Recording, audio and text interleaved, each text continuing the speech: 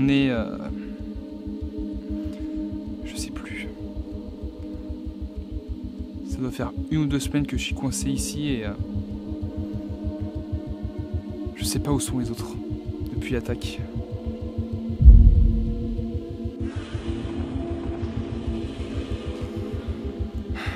Je sais pas ce qui s'est passé. Qu'est-ce que c'est cette chose? Je cherche encore des réponses. Ma famille, mes amis, YouTube. Tout est fini. Je continue mon périple. Et malgré tout, je garde espoir.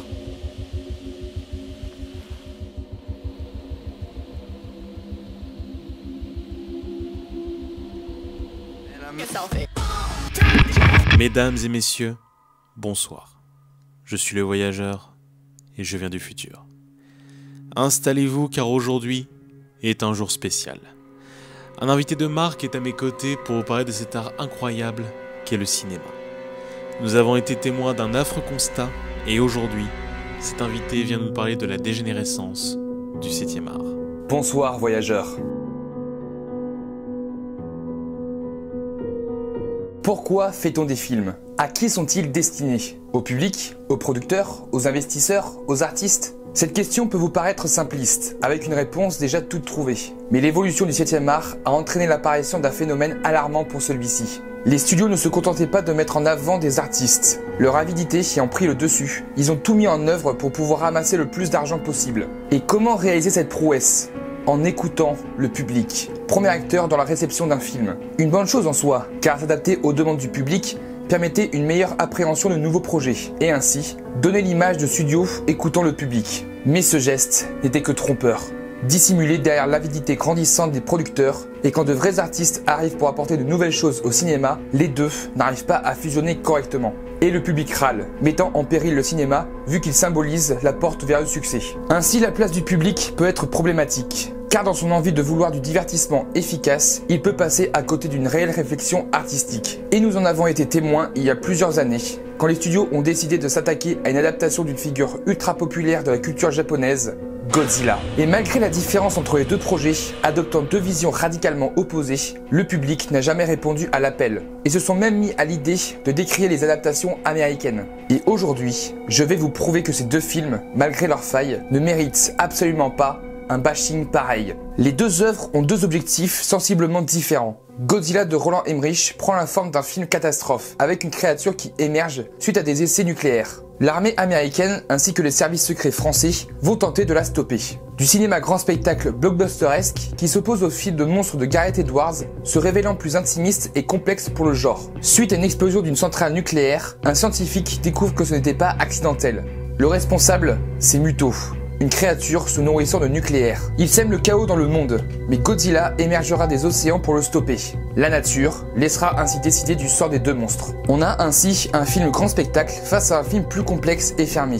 Et cela se retrouve dans la réalisation et la mise en scène. Les deux étant bien maîtrisés, elles possèdent des subtilités qui vont leur permettre de se démarquer. Déjà, on a Emmerich, connu pour son cinéma popcorn, où le divertissement et le grand spectacle se fusionnent pour nous en mettre plein les yeux.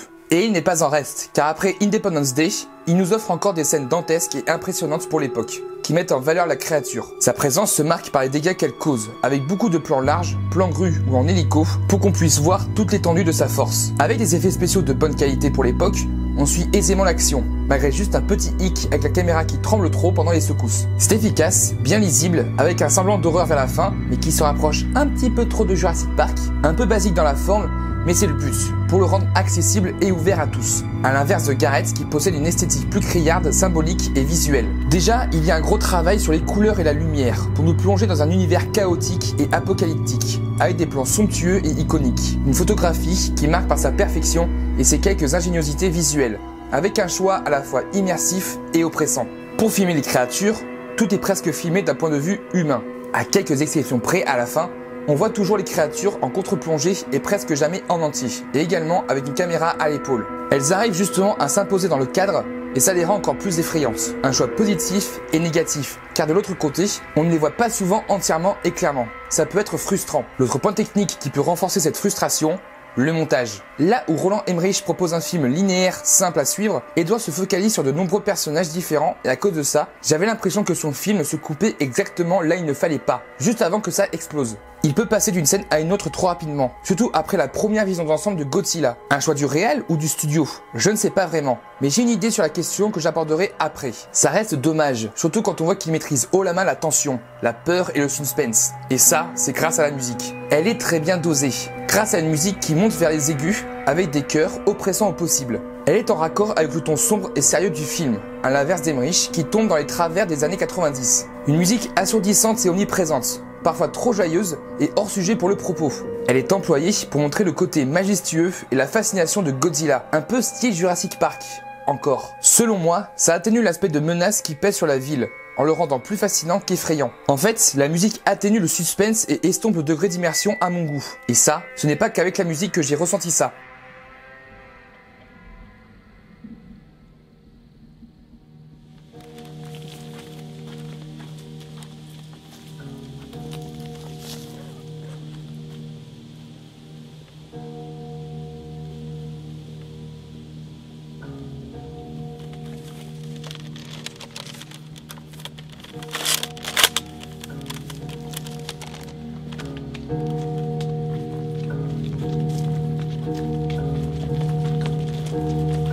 Ne bouge pas! Yuga? Clap?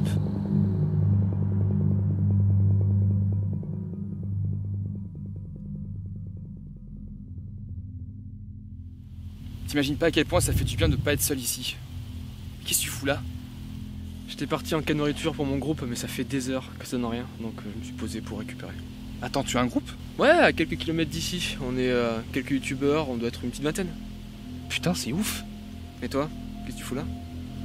Bah, j'ai été séparé de tout le monde pendant l'attaque et je sais pas comment je suis retrouvé ici. Et ça fait plusieurs jours que je suis perdu. Bah, pourquoi tu nous rejoins pas? On a des vivres, on est un groupe, on est tranquille, rejoins-nous. Bah ouais, carrément. Tu crois que ça va revenir à la normale tout ça? J'en sais rien. On a réussi à survivre, c'est le plus important. Mais j'espère vraiment qu'on va retrouver une vie normale. YouTube me manque. On avait tellement explosé. Tellement de projets qu'on allait faire. D'ailleurs, j'écoutais une émission là qui parlait de la dégénérescence du cinéma. Et ça parlait de Godzilla. Avec les deux films américains, le public a complètement craché sur les deux films. Pourtant, ils sont loin d'être mauvais. Hein. Bah, celui de 98 est quand même de grande qualité. Bah, pas forcément. Hein. Sous prétexte que c'est Roland Emmerich qui a réalisé le premier film, on a tendance à croire que la version de 2014 est nettement plus appréciée, alors que pas du tout. Quand tu regardes de plus près toute la partie scénaristique, tu réalises que le film de Emmerich est loin d'être aussi con qu'il ne le paraît, et que le film de Gareth Edwards arrive à renouveler le genre de film de monstre. Je suis d'accord, mais le souci c'est que les deux films souffrent de problèmes majeurs. D'un côté nous en avons trop pour Emmerich, le problème de pas mal de blockbusters américains, et de l'autre nous restons sur notre faim. Rien que le scénario déjà. Le premier s'apparente plus à une chasse aux monstres, et l'autre à un combat de monstres. Deux schémas narratifs opposés qui vont permettre de mettre en scène la position de l'humain face à la découverte de ces entités destructrices. Mais la simplicité de l'histoire d'Emmerich permet de la rendre plus cohérente et réaliste que son petit frère. Le but ici est de protéger la vie de la menace d'une créature. Ils vont essayer de la trouver, de l'étudier, et vu que l'homme est effrayé par ce qu'il ne comprend pas, ils vont tenter de la détruire, vu qu'il reste une grande menace pour la planète. C'est un peu le combat de l'homme qui veut prendre le dessus sur la nature. Une histoire simple, avec des réactions que je qualifierais de normales, mais il y a un nombre abondant de clichés et d'absurdités scénaristiques, du style tous les Français ont un prénom composé avec Jean, les militaires sont inutiles, ou encore le scientifique qui travaille trop. C'est pas tant réputant en fait ces clichés, surtout chez Emmerich. Pourquoi? Parce que c'est voulu. Dans son idée de rendre son film le plus simple et divertissant possible, il va user de clichés pour le rendre accessible. Le public n'aura pas besoin de réfléchir tout au long du film pour comprendre telle ou telle situation et suivra aisément le fil de l'action et ses idées, qu'elles soient bonnes ou non. Donc les prénoms Jean c'est voulu, pour les rendre identifiables clairement. Les militaires inutiles, c'est en fait une critique de l'armée américaine, car comme le dit un des personnages, ils font plus de dégâts que la créature. Ils n'essayent jamais de comprendre ou d'apprivoiser la créature et veulent à tout prix la détruire. Donc ça les rend plus bourrins et stupides. Mais est-ce que la critique de l'interventionnisme de l'armée américaine suffit-elle pour imager la véritable problématique autour de Godzilla? Non. Et c'est là où Emmerich se plante. Oui, je suis tout à fait d'accord, mais il y a en plus quand même des trucs complètement débiles qui te sortent du film. Déjà, Emmerich a cette manie de toujours donner une note comique dans les scènes d'action et intense qui te casse l'ambiance. Et à cause de ça, tu peux jamais avoir peur pour les personnages. Tu ressens aucun frisson sur leur sort, vu qu'ils déconnent à chaque fois. Tu ne ressens pas la peur que les scènes devraient dégager. Mais voilà, même si les clichés et les trucs débiles sont voulus, tu peux pas passer outre. Genre après la première attaque de la ville, t'as un journaliste qui dit que les gens râlent du fait d'être évacués et que les boutiques Warner et Disney ont été pillées. Ouais, c'est con. Ça a sans doute un sens, mais c'est trop hermétique pour être compris par le plus grand nombre. Mais comme tu l'as dit, et surtout qu'il y a pire niveau conneries chez les personnages, l'histoire reste cohérente et facile à suivre. Celle de 2014 prend le parti pris de se concentrer nettement sur les humains et leurs rapports, tout en évoquant leurs responsabilités en cas d'accident majeur. On a également un message contre le nucléaire, je pense, et la thématique de la nature plus forte que tout. J'aime bien aussi l'intrigue du début, quand le père enquête sur la destruction de la centrale, qui je trouve se rapproche des théories du complot avec l'État qui nous cache des choses. Oui, le film de 2014 est une histoire efficace et plaisante à suivre, assez bien rythmée avec des dialogues efficaces.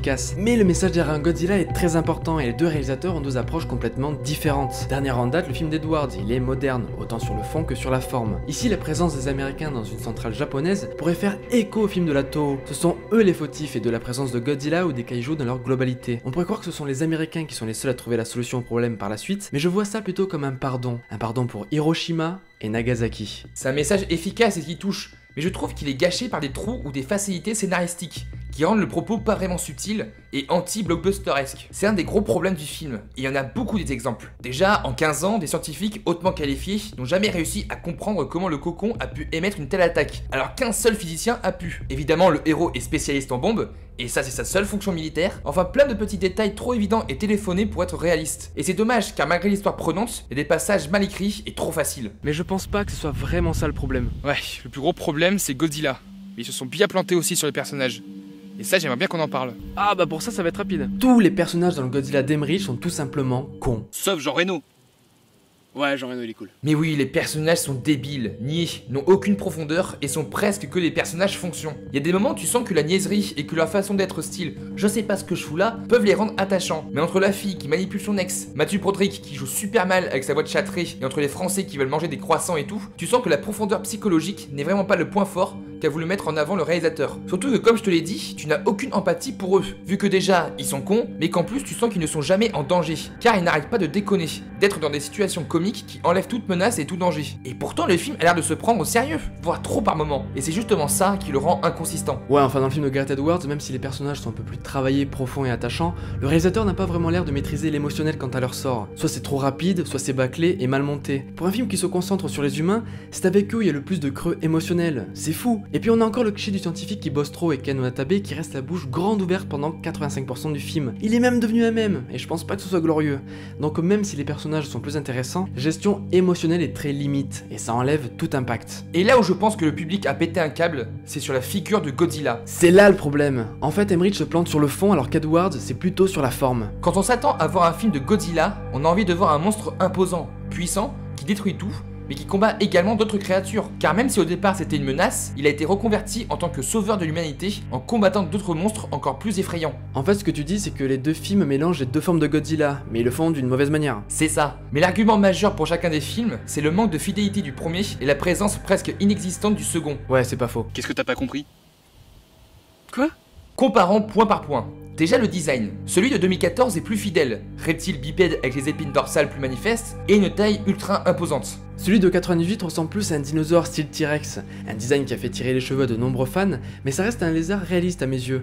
Et puis ça ressemble à Jurassic Park, et comme c'est le plus grand film de tous les temps, je suis obligé d'aimer. Ouais, enfin calme-toi hein. Mais je suis d'accord, je trouve également le design bien sympa. Surtout qu'il reste impressionnant, surtout pour l'époque. Mais je trouve quand même que celui de 2014 est encore plus dingue et impressionnant. Rien que la première scène, on le voit en entier avec son cri, j'en ai encore des frissons. Gareth Edwards sait le rendre impressionnant et massif, surtout qu'il possède la flamme bleue emblématique de la créature. On sent sa puissance et sa force quand on le voit justement combattre les mutos, à l'inverse de celui de Roland Emmerich qui s'installe juste dans la ville, subit les attaques de l'armée tout en arrêtant pas de fuir. Quand il réplique, ce n'est pas méga impressionnant. En gros, on ne voit que sa puissance à travers les dégâts qu'il cause, mais jamais en combat à l'inverse de l'original. Surtout que la musique ne le met pas en valeur. En fait, c'est juste les bébés qui ont l'air dangereux. Qui ressemblent d'ailleurs à des raptors. En plus, on parlera pas de plagiat de Jurassic Park, hein. Enfin, il n'arrive pas à être une énorme menace, en tout cas pas autant qu'il ne devrait l'être. Mais on le voit quand même beaucoup plus que son petit frère. Oui, parce que celui de 2014, on le voit 8 minutes. C'est juste risible, et je ne comprends pas ce choix de le montrer le moins possible. Dès qu'on le voit, il en impose et domine largement le cadre avec des scènes marquantes, mais on le voit jamais. Ça s'explique par l'envie du réel de se concentrer sur les humains, et on peut compenser avec le fait de voir un autre monstre, mais il faut peut-être trouver le juste milieu.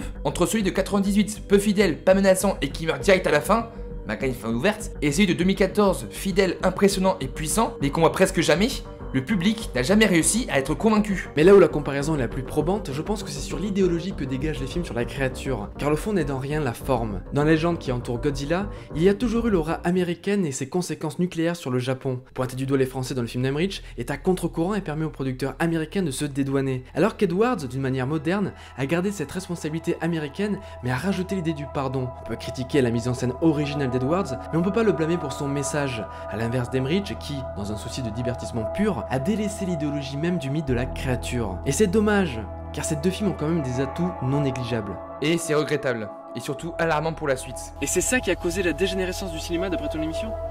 C'est ça, ouais.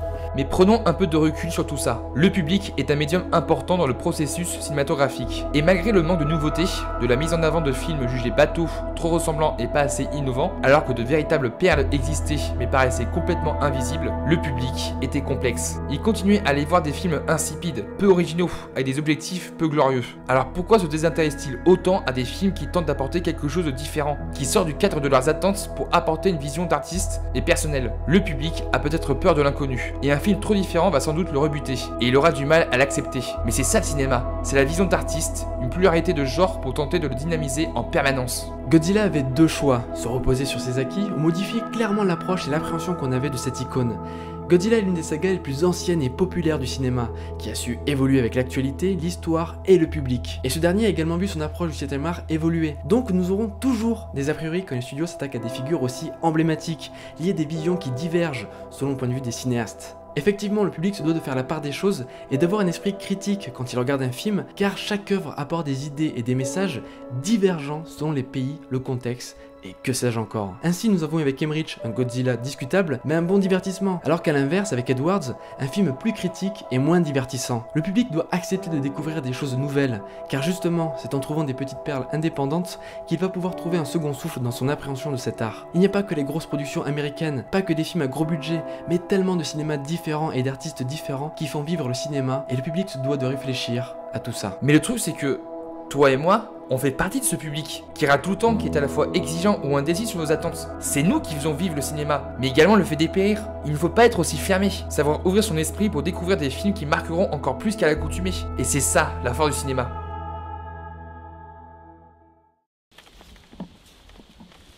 Depuis le temps qu'on doit faire une collab, ça aurait été marrant de la faire sur Godzilla. Hein. Et je suis sûr qu'elle aurait bien marché.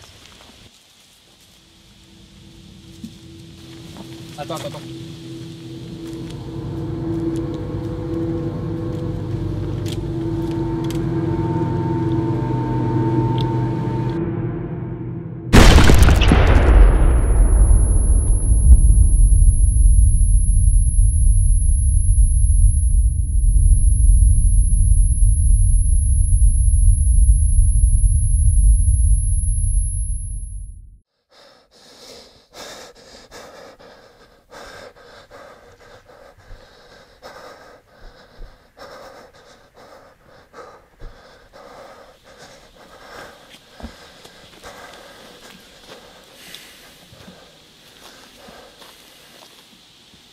Nous sommes le cube. On l'embarque.